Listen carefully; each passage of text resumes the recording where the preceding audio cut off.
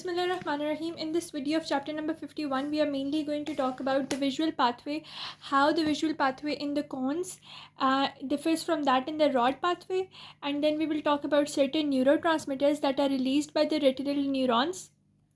Let's talk about both of these. First of all, in the cone pathway, this cone pathway is like new type of pathway. It has larger neurons, and the main pathway is from the cones to the bipolar cells to the ganglion cells.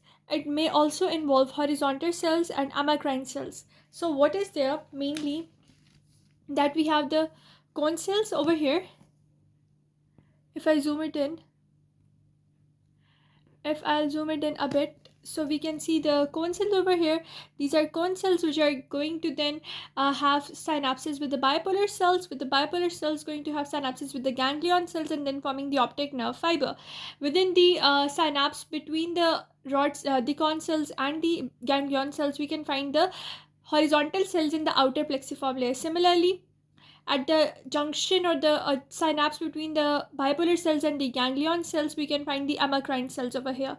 These are horizontal and amacrine cell, both are supporting cell, but main pathway consists of cone cells, bipolar cells, and ganglion cells. After that, we can talk about the rod pathway. The rod pathway is old pathway. It is having smaller neurons. It has rods, bipolar cells. Then they are going to form synapses with amacrine cells, which will form synapses with ganglion cells. Then there will be a nerve fiber generated. Also, it has support from horizontal and amacrine cells. Similarly, at the outer and inner plexiform layers. So mainly with the rod cells, we have this diagram. In the rod cells, we can see the rod cells. They are having synapses then with the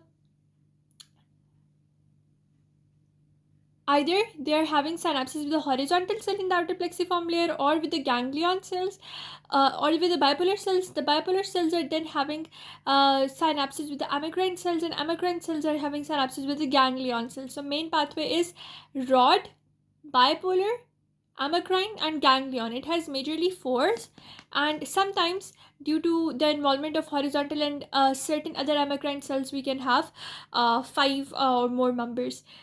Then they are saying that in certain types of cone cells, in the like peripheral cone cells, they are having synapses firstly with the horizontal cells, then they come downwards and they have synapses with the bipolar cells, then they come downward, and then they can either land onto the amacrine cells and reach the ganglion cells, or reach the ganglion cells directly. So cone cells go to bipolar cells, and the bipolar cells can allow them to reach the ganglion cells via amacrine cells, or directly the bipolar cells can allow them to reach the ganglion cells. So this is the whole pathway. Now we will talk about neurotransmitters released. Mainly the rods and cones, the neurotransmitters that they are releasing to the bipolar cells, they are glutamate. Similarly, horizontal cells, these are releasing inhibitory neurotransmitters. The amacrine cells are of various different types, and they are releasing 8 different types of the neurotransmitters. Some of the neurotransmitters are GABA, glycine, dopamine, endolamine, acetylcholine. All of these are inhibitory neurotransmitters. So neurotransmitter released by the retinal neurons, we have talked about those. Majorly the neurotransmitters, they are going to be released at this level, that is the rods and cones. They are having their synapses with the bipolar cell. At this junction of outer plexiform layer, glutamate is released. Similarly, the horizontal cells, they can release certain inhibitory neuron. Amacrine cells can release their inhibitory neurons because they are involved in part of lateral inhibition. So our next topic is further going to go on electronic conduction. After that, we will study lateral inhibition. Now, so we have this much paragraph written in the Guyton over here, but to understand this paragraph, I have made it simpler and easier for all you guys.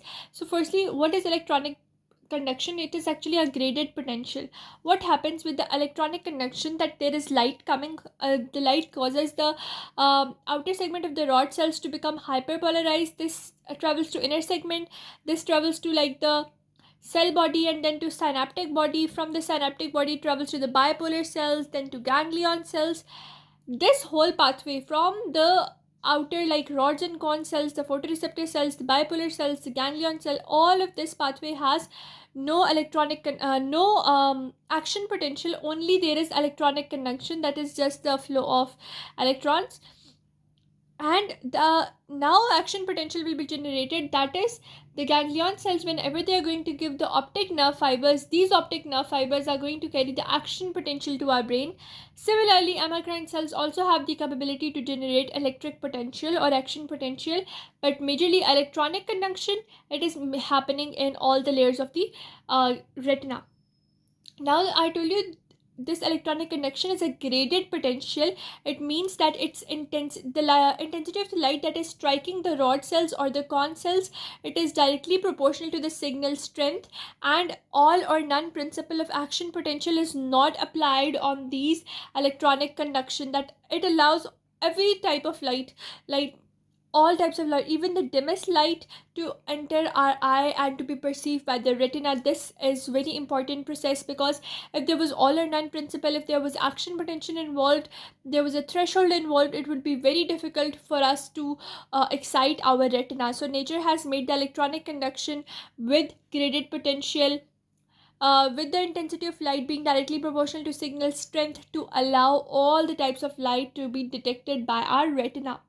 Now we will talk about the lateral inhibition. So nature has also done the lateral inhibition principle to produce high visual accuracy and to produce contrast, and to block the spread of the signals. For example, if there is like a rod cell, it is going to come and have like synapse with a bipolar cell, but they due to uh, one rod is having synapses with many bipolar cells, or many rods are having synapses with the bipolar cells. Due to this much amount of signals coming to these cells, there is a tendency for the signals to spread in the random direction. To prevent the spread in the random direction, everywhere where there is a synapse, nature has placed horizontal cells in the outer plexiform layer, and in the inner plexiform layer we have the amacrine cells.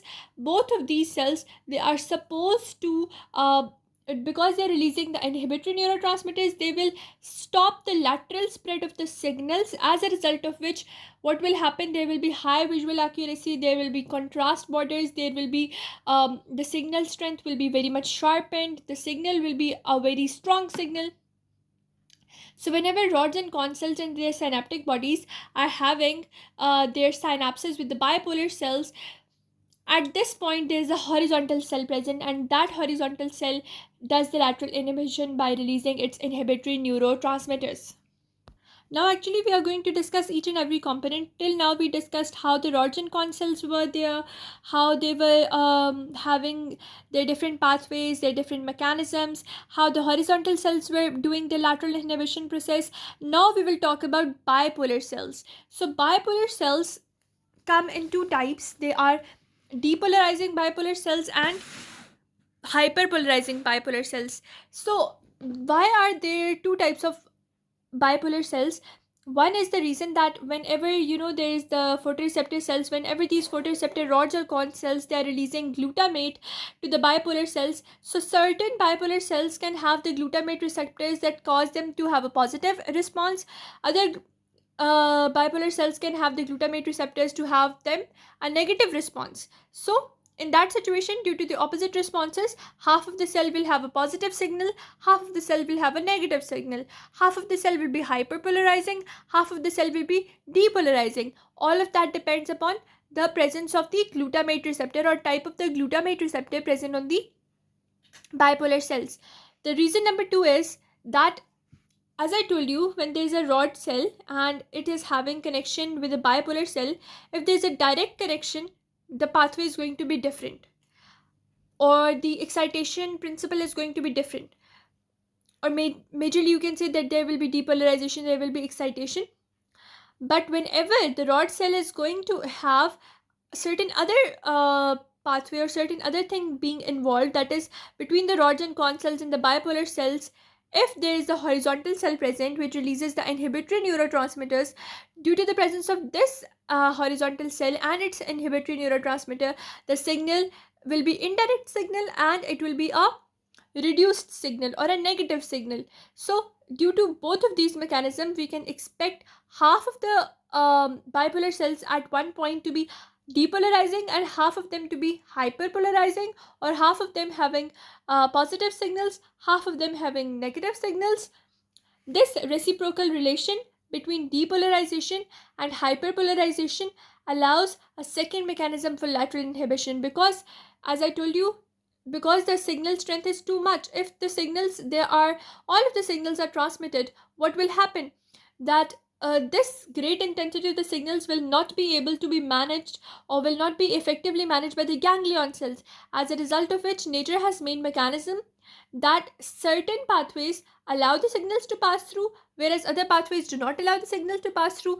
This mechanism of lateral inhibition, which is also contributed by the bipolar cells, can help to um, prevent the diffusion of signals, to prevent the lateral spread of the signals, and to produce sharpness in the signal strength.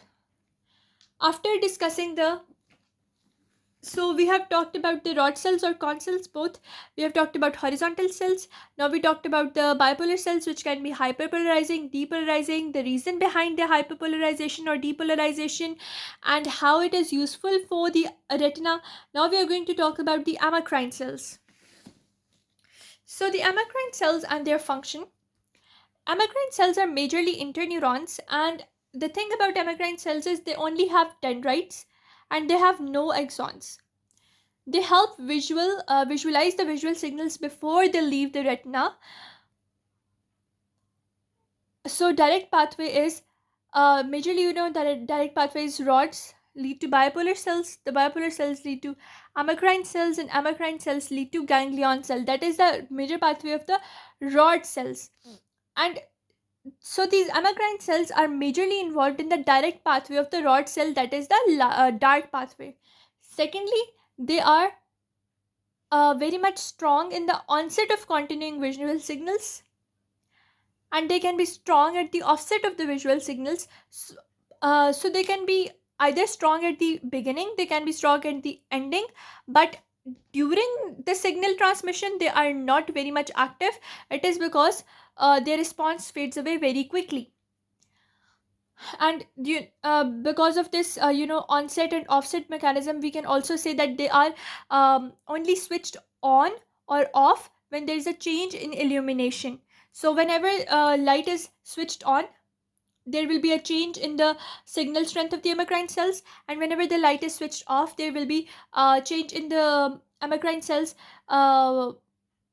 excitation.